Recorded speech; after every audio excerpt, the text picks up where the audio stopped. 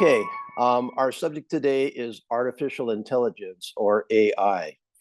AI as a concept or a technology is nothing new. The first real mention of AI as AI, other than in science fiction, which had a lot of AI in it, dates back to the mid 1950s when a scientific convention first discussed where this was going and how it would unfold.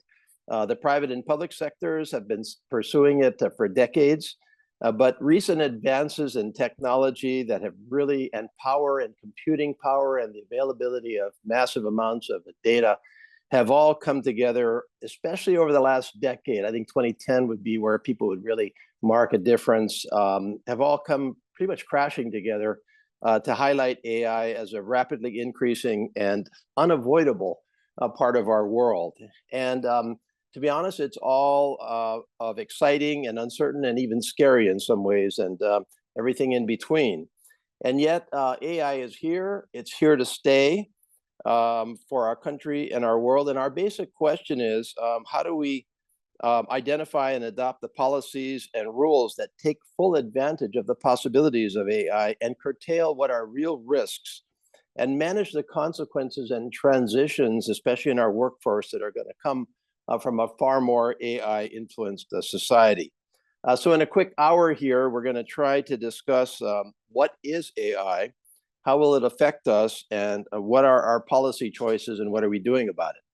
I have an incredible guest with me here today, Austin Bonner, who I welcome as a true expert on AI and at the very epicenter of our national discussions on AI.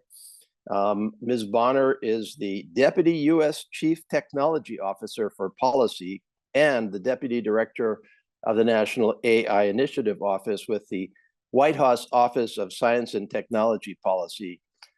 This White House office was actually set up in 1976, and the reason for doing that was because we were having such rapidly emerging science and technology policy issues that we needed to consolidate really our discussions and policy deliberations within an office in the White House, and numerous presidents have used it for exactly that, to advise them and to partner with Congress, the rest of the administration, and the private sector on matters relating to science and technology.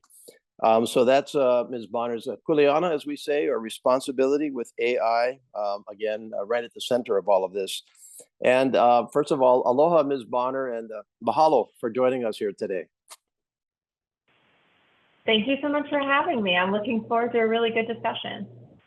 Okay, well, let's dig right into it. Let's start with a really, really basic question. What is artificial intelligence? How would you define artificial intelligence, or AI? You know, I've heard a lot of different definitions. Around here, we try to use the one the president uses.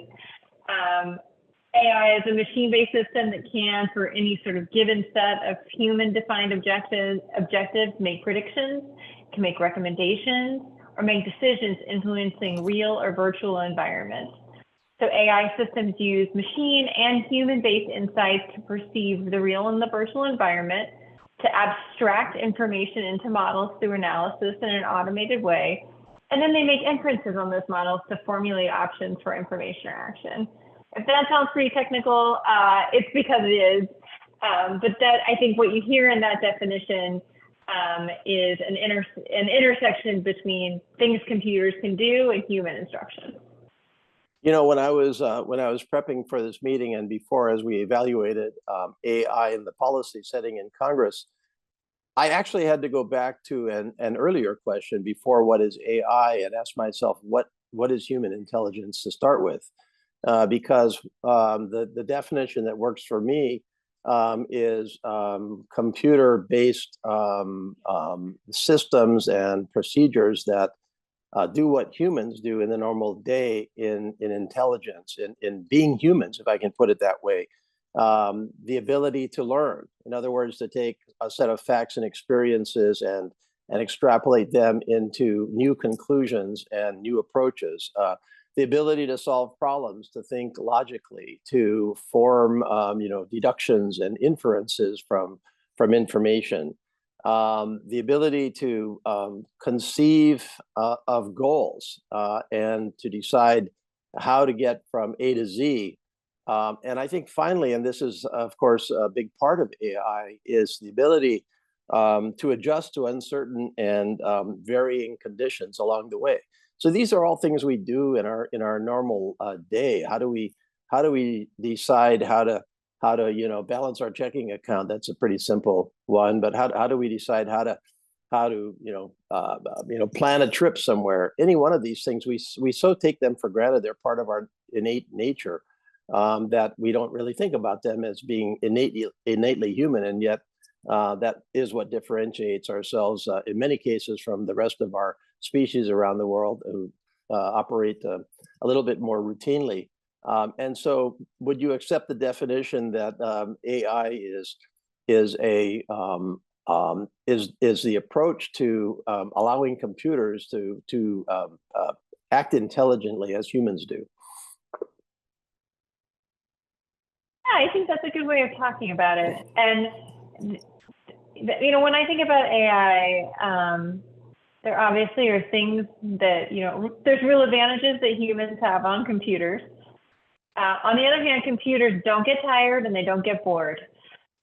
So I'm an attorney. I come from a background of consuming tons and tons of information. And I've got training to do that, but even I have my limits. So I know many of the applications that we're going to talk about today, a lot of times what AI is doing is being able to parse through and understand amounts of data that are just too big for humans to take in as one person. But even if they are able to parse through immense amounts of data in a non-tiring way, they still eventually have to interpret that data and reach conclusions that go beyond the specific data. And I think that's kind of how I conceive of AI. I mean, I can set myself to any task, and if I have enough data, and if I have enough time and energy, I can work my way through to some assumptions and conclusions that may be predictive of something or may be goal oriented.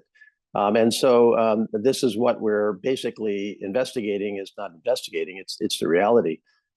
This is what AI is a substitution for that, another way of doing that that's based on computer-driven technology. Let me just get into some kind of other definitions because a lot of times people kind of get confused with this and that, and I just want to kind of talk about a few definitions that may help our discussion. I often hear the term narrow versus general AI. Can you talk a little bit about narrow versus general AI? So lots of the AI systems that we interact with that we might not even realize we're interacting with were kind of created to do one thing. So a good example is there's lots of artificial intelligence out in the world that's really involved in language translation. That's been trained to take one language and turn it into another language. Now, sometimes that's great with languages that might be lower resourced or spoken by fewer people. Sometimes it works less well, but it has a very specific target for what the system's supposed to do. General purpose AI systems have been created often without a specific goal in mind for the thing that they're going to be able to achieve. So some of the very large language models, things that are driving some of the chatbots some of you may be interacting with today online, weren't created with a narrow task like that. You, the user, get to interface with a really big model, and you give it the task. And then you have to see how well it's done based on the information you get back. So I guess a good analogy would be that narrow AI, which is task-focused AI or goal-focused AI in a very specific place, is just deciding how to get from A to Z in one particular area. You talked about language translation, and so therefore the AI would be developed and train itself on the sole goal of language transition. But if you ask that particular AI to go out there and decide about the possibility of a disease in some community, they wouldn't be able to do that, right? So that's narrow AI, specific goal focus, versus general, which is I guess, the way our brain really hopefully thinks, which is that we can cover a lot of different subjects using our own innate human intelligence and apply certain things to many different areas. That fair? I think that's fair. And for a lot of people, I've spent a good amount of time lately talking to small business owners who are using these more general AI tools to help in their work. And one of the things that they've told me is that they see some of those general tools as sort of a creativity aid. As you know, I'm a specialist in the particular thing that I offer. Like one of the entrepreneurs I talked to makes an app that helps people who have a very particular medical condition with some of the side effects. And she's an expert in those things. She is not an expert in marketing or in updating the application itself on the technical side, or in things like really complex bookkeeping. And so she's sort of looking to those general tools to be, she sort of treats them like another colleague. This is somebody a chatbot that like can perform sometimes in the same way that somebody who knows a lot more about design than she does would. There are many more examples of the kinds of creativity boosts, but those I've seen a lot of with folks who are doing things like making apps or running a small business. Okay, but I mean, generally, we're in terms of the development of AI right now, we're mostly still focused on what we call narrow AI, task focused, specific focused AI, as opposed to kind of a master AI out there, which, as I understand it, is still out there in the future, but obviously people are trying to get there. Yeah, I think AI that's available today definitely still has limitations. Okay. What is machine learning? I often hear the term machine learning. What's the difference between machine learning and AI? I think these two terms end up getting used interchangeably a lot, and it's usually not a problem. Technically, machine learning is a little bit narrower. It means it's just a technique can be used to train AI algorithms to improve a task based on data. So machine learning is sort of taking the AI algorithms and getting better over time based on new data. Okay. But if you see them used interchangeably out there, it's often not a problem. Okay. What is generative AI? So generative AI, folks who are watching probably are seeing a lot of lately. You can imagine, so all AI systems probably could, in some sense of the word, be said to generate something. They're generating a prediction about like what the next number will be, or they're deciding this piece of data goes in bucket 1, not bucket 2. I think what we really mean when we're talking about it now are systems that generate output that's typically either like aesthetically pleasing imagery. Some of you probably generated pictures using the big systems. It might be a text that's compelling that reads like human written text, or coherent audio outputs, things that sort of take that text and turn it into speech. And you may have heard some of those recordings. These are different goals than more traditional AI systems, which are often trying to do things like make estimations. So when if you go into, let's say, ChatGPT and it sends back a chunk of text to you, that's generative AI when it's answering your question with text that looks like something a human could have written. Yeah, I think, you mentioned ChatGPT, and there's others like Gemini, et cetera, that where AI is actually generating content, whether it be words or pictures or music or text. And I think this is what most of the public discussion revolves around, generative AI, because that's where a lot of the opportunities and frankly, a lot of the risks, including in the social media context with deep fakes and with the ability to so closely and carefully mimic a particular person, a particular position, so as to fool people that that's what's actually happening. That's generative AI. But I think I think what the point is for me is that generative AI is not the only AI out there. I mean, AI is a lot more than just generative AI, as probably 90% of us focus on that, right? I think that's right. And it may be that the non-generative AI categories you're talking about are actually maybe a bigger part of our lives than we realize.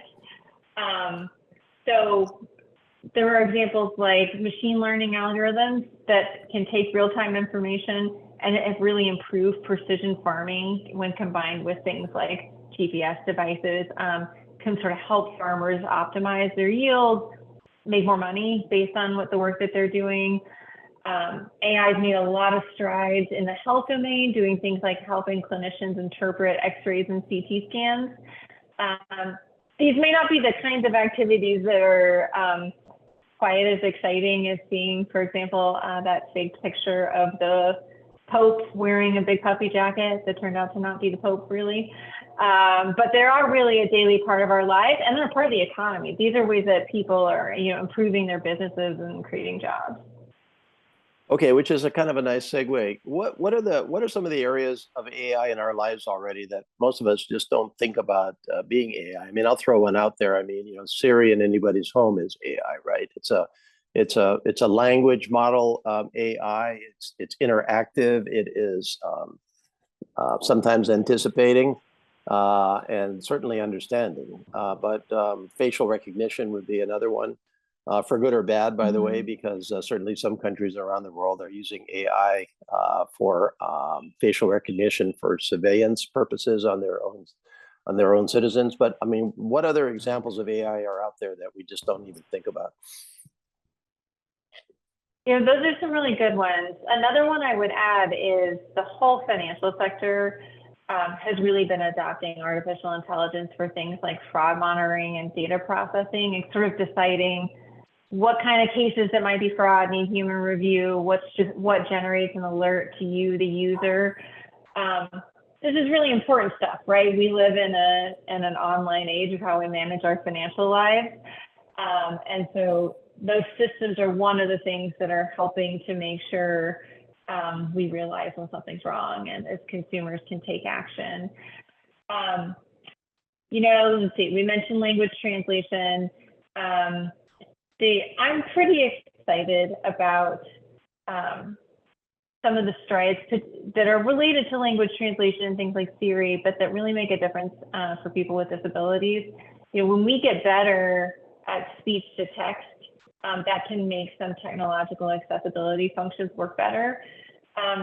There are certainly risks there, right? It's not clear that those systems work well across languages, particularly languages that aren't spoken as much as English. It can create some real privacy concerns that we ought to be mindful of. It's something the president talks a lot about, that all of these systems that are calling for tons and tons of data, some of that's our data that we ought to be carefully mindful of. But there's certainly a lot to be hopeful about. And I do think conversations like this are helping people realize that while things like some of the generative AI and like the photos people are seeing on Facebook might feel pretty new, a lot of these systems are actually pretty old, as you said in your opening comments. Right. Old by the standards of our age. Old means about 4 or 5 years old. What do you need for AI? I mean, what just thinking about how we crunched it so fast in the space of a decade and a half or so, where we just really took off and accelerated on AI, looking at it in the future. What does AI need to really grow and prosper? What are the elements of AI advancement? Well, you need computing power, lots of it. So much that buying those really high-end computers could be a challenge right now for some small businesses.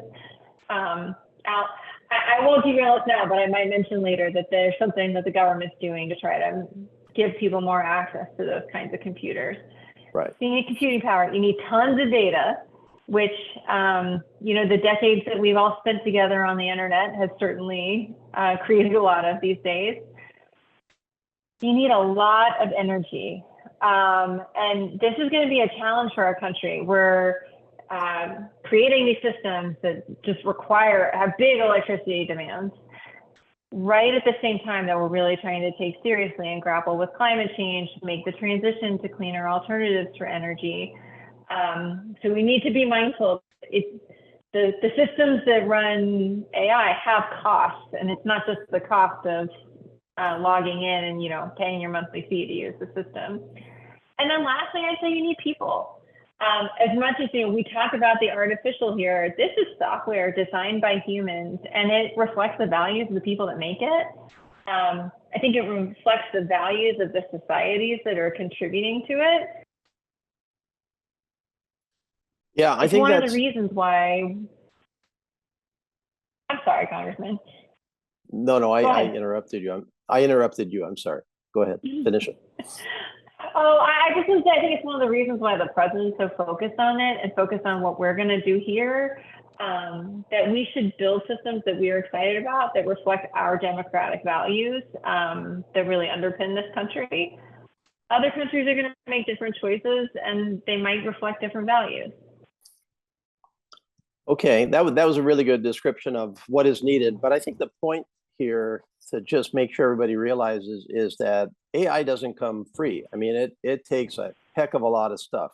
I think everybody's seen pictures or heard of these huge computer farms and, pretty obscure places throughout the country, just huge warehouses with just massive banks of computers that, number one, that number two, crunch an incredible amount of data, just all of the data that's on the internet and sweep it and scrape it for information and putting it together. And then of course, people, which is a major part of this, is the people that are actually gonna think through the next generations of AI and work the next generations of AI. So it's a huge logistical enterprise, even though it seems easy as it enters into our lives.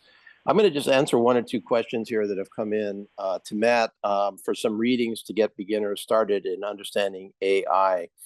You can please email my office at ed.case@mail.house.gov. We've got a bunch of readings and we'll send those along to you. To Mike, is AI computer modeling on steroids, perhaps with similar risks?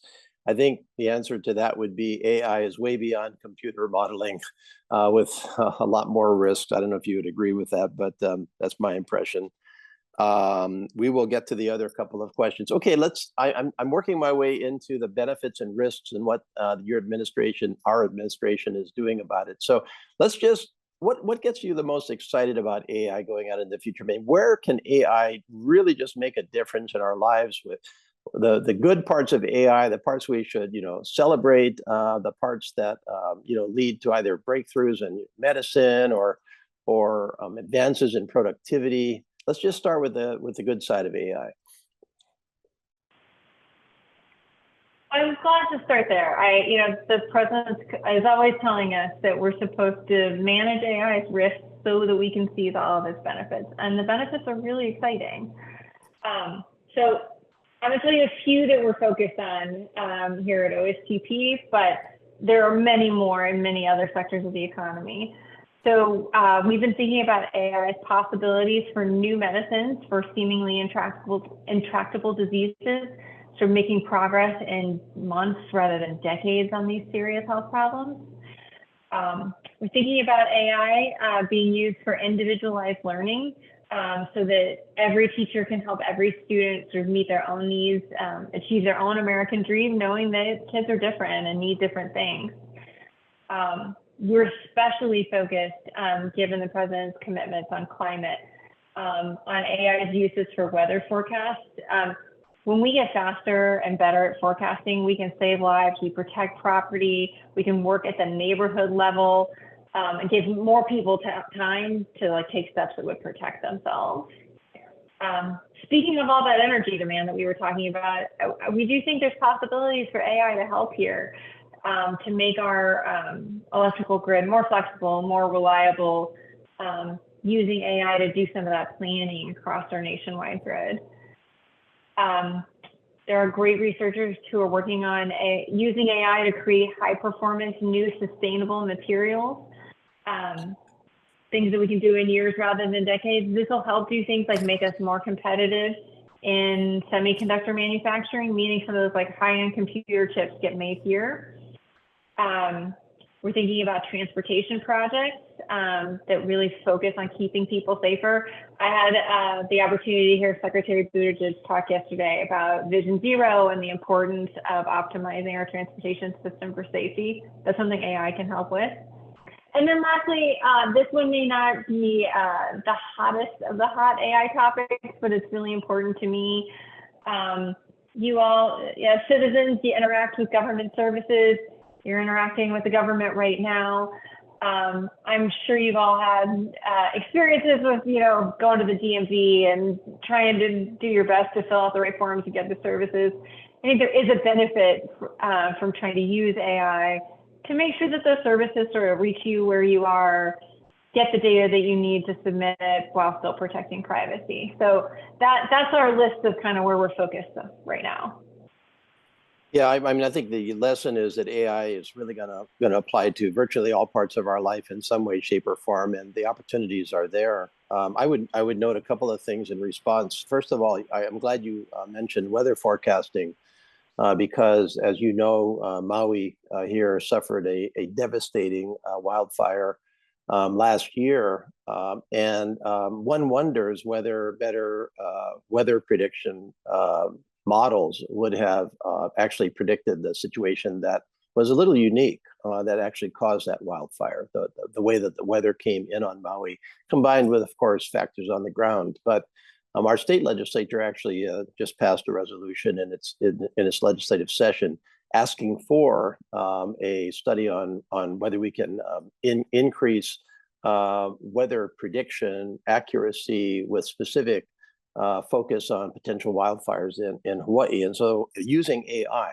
specifically mentioned using AI. And so I think we're certainly going to chase that. The other area I would focus on is our national defense, because obviously we're in the middle of a geopolitical challenge in the People's Republic of China. I'm on the House Appropriations Committee on Defense, which is responsible for that part of our budget. And the DoD is no stranger to AI. It actually has been one of the leaders in our government in terms of how AI can facilitate the national defense in all kinds of areas, whether it be intelligence itself, to logistics, to unmanned, unguided vehicles and other devices that need to adjust to very unpredictable situations. And that is why, by the way, the People's Republic of China has placed an absolute premium on surpassing the United States as the world's leader in AI. In fact, speaking of which, Mr. Putin once said that whoever understands and is the world leader in AI is going to be the world leader. So I hate to put it in that context, but AI also provides us an opportunity for deterrence. Okay, let's talk about the risks. What are the risks of AI? Where are the pukas, as we say here in Hawaii, the holes in AI that should concern us all, that we need to address from a policy perspective? I think there are several big categories we ought to think about. Sort of risk to people, risk to our society, risk to our environment, and risk to our security. When I think about risk to people, you can imagine things like privacy violations. You can imagine things like violations, imagery and other things that in particular make women and girls feel unsafe. We know it's the problem on the internet already. That's a problem we need to keep watching.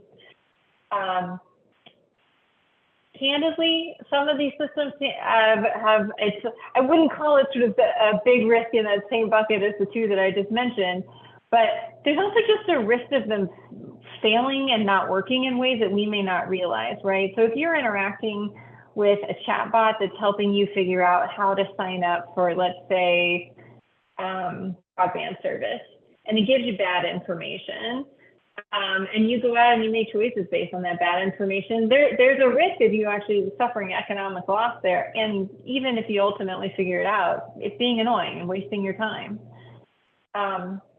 Societal risks, we're thinking about things like misinformation, things like undermining trust in elections is one that's on my mind a lot these days. You know, Congressman, you mentioned before the possibility of sort of questions about trust, right? Trusting what you see online, what social media is telling us. I think that's going to be a big issue. We're all going to have to become very assertive consumers of the media that we consume. We talked a little bit about potential risk to our environment. Just we have a lot of energy here. We're talking about firing up many, you know, computers at a scale that we haven't operated before in this country. There are many more risks. I want to give those as an example to sort of tell you about the waterfront that we're working on. And it's probably worth mentioning here, since I'm only mentioning a few, that there's a great team at the National Institute of Standards and Technology that maintains a thing called the AI Risk Management Framework. These are geniuses who have been working on this for years. And one of the things that they're charged with is not just being on top of the kind of risk that we're facing today, things like the possibility for repeating bias and discrimination, like as it exists in our world, existing in AI, but also looking around the corner to make sure as new risks emerge, that they're right there working on mitigation. Yeah, I think it's important for us to be, you know, eyes wide open about the risks of AI. And those risks are not new, they're just amplified by AI. So these risks are all risks that have always been in our society with kind of the exchange of information. But if AI jacks that all up on steroids, as one of our questioners said, then those risks are amplified as well. So I would say totally agreed on privacy being just one of the top risks of AI. Because remember that AI relies on huge amounts of data. And every day, all of us, whether we like it or not, are feeding a little bit more data about ourselves into the wide internet out there, and much of that data is stored. And AI systems depend on scraping that data and organizing it and using it in various ways, shapes, and forms. And so, especially personally identifiable information. So, you know, the things that you would legitimately consider to be private, you know, for various reasons, fraud. You know, just because you don't want people to know something, or you consider that to be a private side, AI will definitely, if left unchecked, find that and use it in some way, shape, or form. And I think this is a major concern of AI, is to get privacy right. Of course, we haven't gotten privacy right in our country to start with, but that's just an editorial comment that's amplified by AI. Also, the ability to use huge amounts of AI to sow misinformation out there is a major issue. And I think everybody should be, you know, very aware that our opponents around the world are certainly trying to do it however they can, including through the use of AI. That's why they're putting a lot of money into AI. And then I think you mentioned bias, and I think this is really kind of an important one that people don't always think about. AI relies on the information that's there. And so if the information that's there reflects some bias or prejudice for whatever reason, then AI is going to learn from that, and it may learn the wrong thing. I think about, for example, housing discrimination in terms of banking. So if you had a system of discrimination against groups based on who gets lent money or doesn't get lent money, and AI takes a look at that, they reach a conclusion that there's some reason why those groups should not be getting lending. So if the financial institution is sitting there saying to itself, spit out the probability of somebody repaying a loan, but it's based on biased data to start with, then that's going to be an unfair result from a loan perspective. And in fact, it would be, in some cases, an illegal result. And so I think bias is a very important consideration in terms of the risks of AI, right? I'm really glad that you mentioned, I mean, the housing discrimination example is a really great one. housing discrimination is illegal in this country. And we have lots of history of that law being enforced.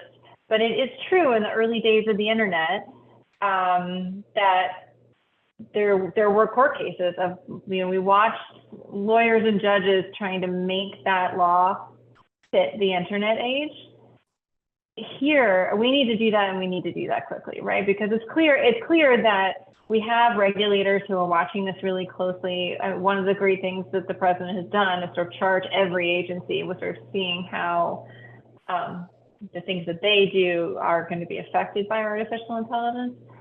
But it seems clear to me that if a person, can't discriminate in the offer of housing, based on, for example, family status, and I'm not allowed to do that, I can't just get an algorithm to do it for me. That's why we have protections in these areas, and there's many other examples.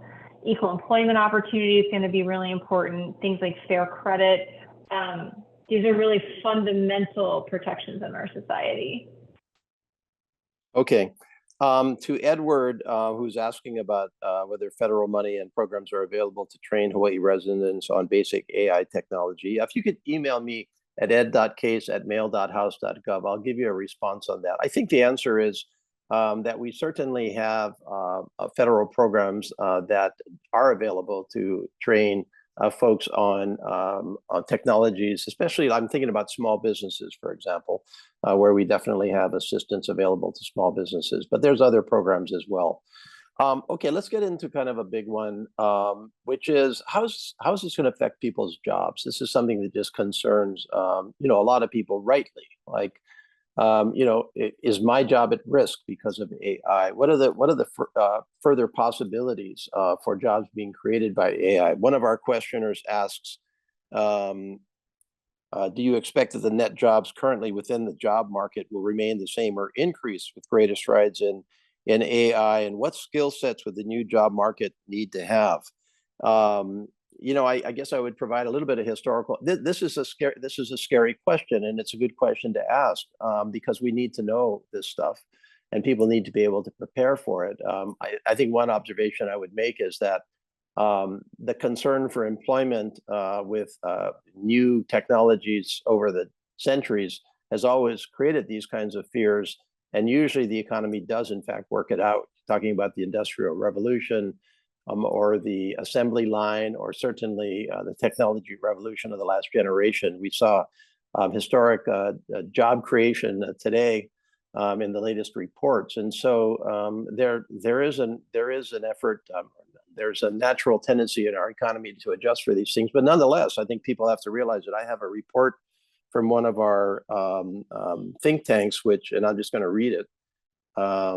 Roughly 2/3 of current jobs are exposed to some degree of AI automation, and generative AI could substitute up to 1/4 of current job descriptions. This was a report that basically took 900 job descriptions and asked for each of those job descriptions what impact of AI on those jobs. And I'm happy to share this report with anybody that wants it. The bottom line here is, I'd like you to talk to it. The bottom line here is that what they are saying are the most likely to be impacted are clerical, administrative, legal, some of the professions such as architecture and engineering, some of the business and financial operations, which may be affected. But can you take this question and just answer it as you understand it today? Yeah, this is a hard one, and it's one that we get asked a lot. I would say, like almost everything that we've talked about today, there are some benefits and there are risks. There are certainly applications of artificial intelligence that can help workers earn more, do more, amplify their own creativity, and that is something that I'm hearing from small business owners. But I'm also hearing concerns about sort of two buckets of risk: threat to the quality of workers' jobs, and then the threat of actual job elimination or displacement. Just what we're seeing right now, I think the threats to quality might be the more immediate. And And so we're paying close attention to any signs of shifts in the labor market that might be brought about AI, and to what organized labor is doing to sort of secure vital protections for jobs. Things like the Writers Guild of America's recent bargaining to prevent producers from using AI to replace human script writers. That's one example. I will say over the longer time horizon, the picture's more uncertain. We've seen in the past with big technological changes like this, jobs do get displaced and some new jobs get created. And it's important that we do the things that we need to do to make sure workers are ready and skilled to take up those new jobs that are coming.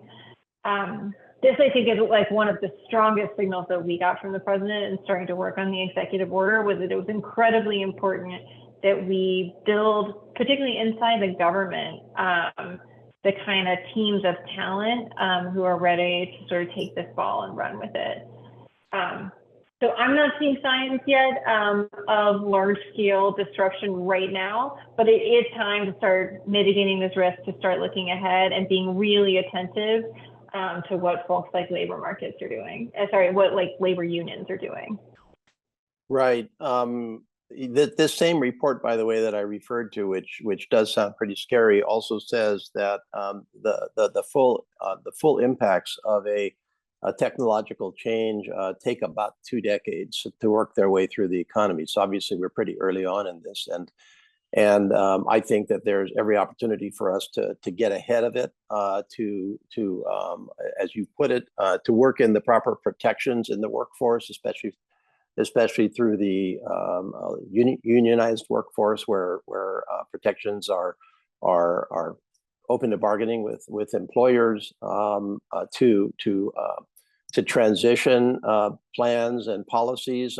It's nothing new in our government to identify industries and employment that is being phased out for one reason or another, and implement dislocated worker laws that actually help workers to transition out of one job and into another, because the broader economy is displacing them. So we have many tools to handle this issue. I just think the basic question here is to be pretty open about what the possibilities are, and to prepare for them, and to look for them, and to help the people that are going to be displaced. But to Ken's question, personally, I believe that the net growth in jobs is going to be positive over the long run, because I think that the benefits of AI to productivity, to the workforce, to overall economic health are going to be better than any downside that would lead to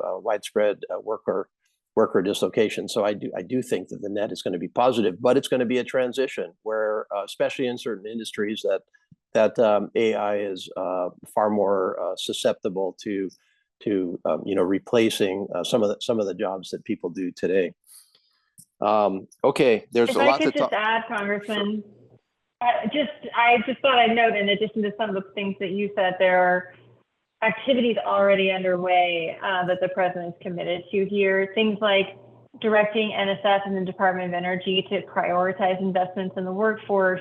They're scaling up AI education and workforce development programs. I just looked up, the Small Business Administration is already doing classes on getting good at AI. And while I'm not an economist, there are lots of them around here. And so the president has also directed the Department of Labor and the Council of Economic Advisors to be really laser focused on these risks and making sure they're watching for all those signs. Okay, which is a really good segue, because I'd like to give you the opportunity to just run with what the president is doing about AI, which is a heck of a lot, far more than I think most people realize. I mean, you're at the center of that, and it lines up with one of the questions here, which is: are current laws going to be adequate, or will new legislation be needed? Absolutely, current laws are not adequate. Current laws are not adequate. Current policy is not adequate, and we're going to have to move very fast. Congress did pass a major law on AI back in 2020, which I think sets a really solid framework for coordinated government response on AI has various directives, but we have not yet gotten, and maybe you could work into your discussion what the rest of the world is doing, because the European Union is taking a different tack from us. They actually have a proposed law, which frankly, I think is a good solid framework. I have no real problem with where the EU is going on this, but maybe can I just let you run with the president's executive order, also the Bill of Rights that the president set forth with some basic principles for how to protect people, and just work it through with kind of perhaps a little bit of comment with the EU and anything else in the world. Yeah, I'm happy to do that. It's been a really big couple of years on this front. It's probably worth noting that sort of even before generative AI really like popped onto the scene, the Biden-Harris administration was already convening leaders from across our country, computer scientists, the civil rights leaders, the legal scholars, all to help make sure the benefits of AI are shared equitably, and that we're addressing sort of threats like algorithmic discrimination, privacy violations, and deepfakes.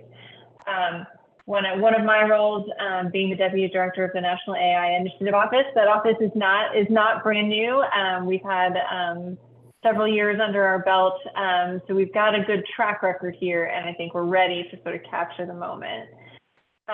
In 2002, we did put out the blueprint for an AI Bill of Rights. This is really about setting our values around a technology that's changing really rapidly. As I said before, the president feels strongly that like AI reflects the values of the people that make it, and we wanted to say something about what ours are. Those include safety, individual privacy, freedom from discrimination, and transparency. So the Bill of Rights talks about things like you have the right to safe and effective systems. You have the right to be free from algorithmic discrimination, the right to have your data privacy protected, the right to notice and explanation so you can understand what's going on if an artificial intelligence is involved in making a decision that you're involved in. That's information you might really need to know. And then finally, things like human alternatives, consideration, fallback. All of the systems that we talked about today, even the really exciting ones, are not perfect, and they're going to make mistakes. And when they're making mistakes on really high stakes things in people's lives, we have to have a way for people to ask for and get appropriate human intervention in a timely way. After the blueprint for an AI Bill of Rights, we turned to work on the executive order. Don't print it out. It's really long. It'll take all your printer ink. And that's because the president told us to pull every single lever that we could think of in existing law.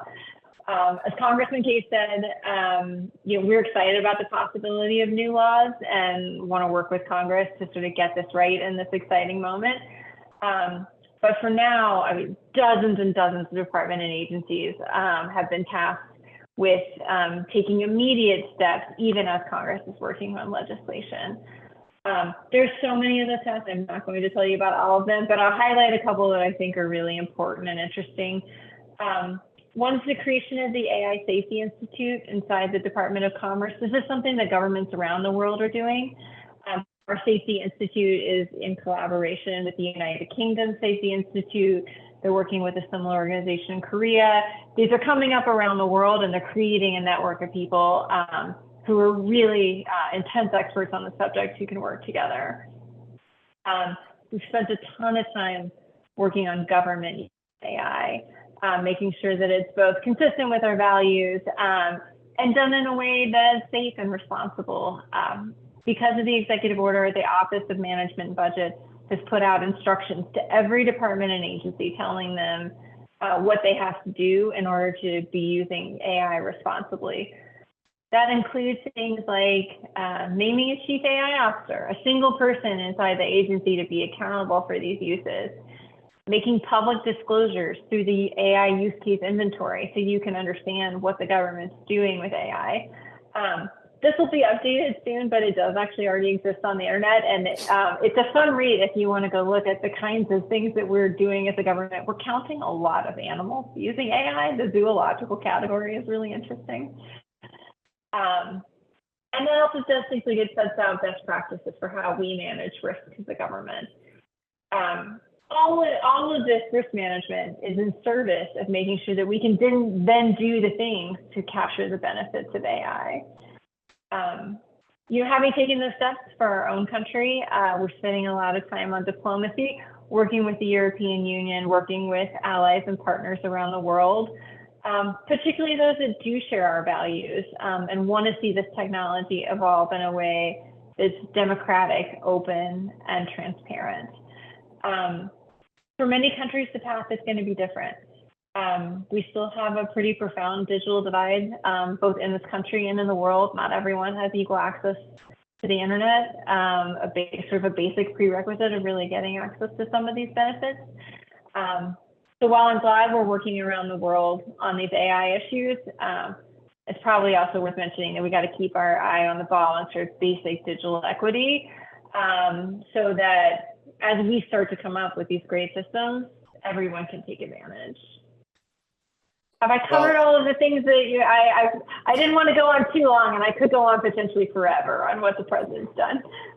I actually do have your fact sheet on the executive order here, which is not the full executive order, but just so people can see this, and I am welcome to, I'm happy to email this to anybody that wants it, but this is the fact sheet only. So 1, 2, 3, 4, 5, 6, 7 pages. It's actually quite comprehensive. And I really thought that that the president's blueprint for an AI Bill of Rights was compelling, because I think that does outline in a very concise way. By the way, here it is, a blueprint for AI Bill of Rights. Happy to send that to anybody. It does outline the real concerns and the legitimate concerns that people have with AI. And we've talked about all of this, but I think it's important. It's a good review to just go through the Bill of Rights really quickly. You should be protected from unsafe or ineffective systems. These are machines. These machines can be put together wrong. They can act wrong. They can reach conclusions the wrong way, and bad machines make for bad things. And so we should all know that if we're using AI, it's going to be with competent machines. Algorithmic discrimination protections is a fancy way of saying don't allow the rules that the machines operate by to reinforce inherent biases in the information that are going to lead to results that none of us want. And so I think that that's really invaluable. Data privacy, I said earlier that our country is way behind much of the rest of the world in just protecting our basic data. But if anybody thinks their privacy is protected today, especially in the age of AI, be careful what you put out there, because this is subject to data brokers. It's subject to scraping. It's subject to going into information on AI, and we should all be protected from that. Notice and explanation.